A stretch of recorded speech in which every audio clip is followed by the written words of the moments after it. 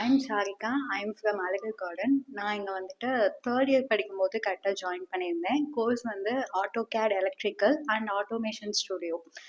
First வந்துட்டு நான் triple choose பண்ணியிருக்கிறதுனால நான் ஆட்டோகேட் வந்துட்டு சூஸ் பண்ணேன். எனக்கு வந்து டிசைனிங்கில் கொஞ்சம் நாலேஜ் வேணுங்கிறதுக்காக நான் ஆட்டோகேடில் வந்துட்டு பேசிக்ஸ்ல இருந்து தான் இங்கே வந்து ஸ்டார்ட் பண்ணியிருந்தோம். அதுக்கு முன்னாடி ஆட்டோகேட்னா என்ன அந்த மாதிரி எங்களுக்கு எந்த ஐடியாவும் இருக்காது.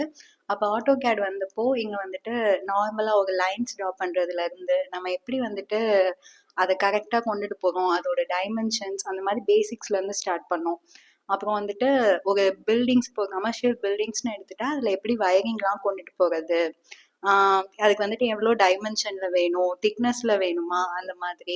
அதுக்கப்புறம் பிளாக்ஸ் நிறையா இப்போ ஒரு டயக்ராம் வந்து நம்ம ட்ரா பண்ணிட்டோம் அப்படின்னா அது வந்துட்டு பிளாக்காக எப்படி கன்வெர்ட் பண்ணுறது, அடுத்து நம்ம பிளாக்காக கன்வெர்ட் பண்ணிட்டோம்னா நெக்ஸ்ட் நமக்கு எந்த இடத்துல தேவைப்படுதோ அதை அப்படியே அங்கேருந்து எடுத்துக்கிறது, இந்த மாதிரி எல்லாமே வந்துட்டு ஸ்டார்ட் பண்ணி பார்த்துட்டு வந்தோம்.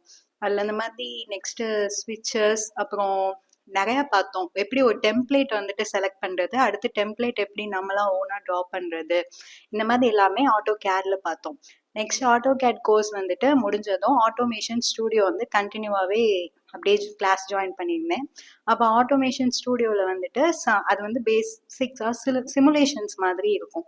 இப்போ சிமுலேஷனில் எப்படி நம்ம வந்து ஒவ்வொரு காம்போனண்ட்டும் செலக்ட் பண்ணி அதுக்கு கனெக்ஷன் கொடுத்து சிமுலேட் பண்ணி பார்ப்போமோ அதே மாதிரி தான் ஆட்டோமேஷன்லையும்.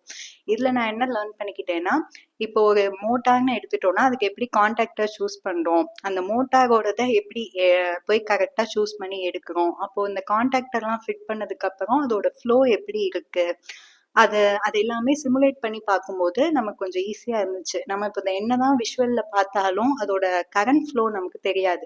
ஆனால் சிமுலேஷனில் பார்க்கும்போது அது கொஞ்சம் ப்ராப்பராக இருந்துச்சு. ஸோ இதுதான் ஆட்டோமேஷன் ஸ்டூடியோவில் கற்றுட்டேன். ஆட்டோமேஷன் ஸ்டூடியோவில் டிஓஎல் ஸ்டார்டர்ஸ் அப்புறம் பேனல்ஸ் வச்சு நிறையா டிசைன்ஸ்லாம் பார்த்துட்டு இருந்தோம். அப்புறம் இப்போ கடைசியாக வந்துட்டு லேடரில் வந்து இப்போ ப்ரோக்ராமிங் இல்லாமல் சிமுலேஷனில் எப்படி வந்துட்டு கனெக்ட் பண்ணி பார்க்குறது, அந்த மாதிரி எல்லாமே இப்போ நான் கற்றுட்டு இருக்கேன்.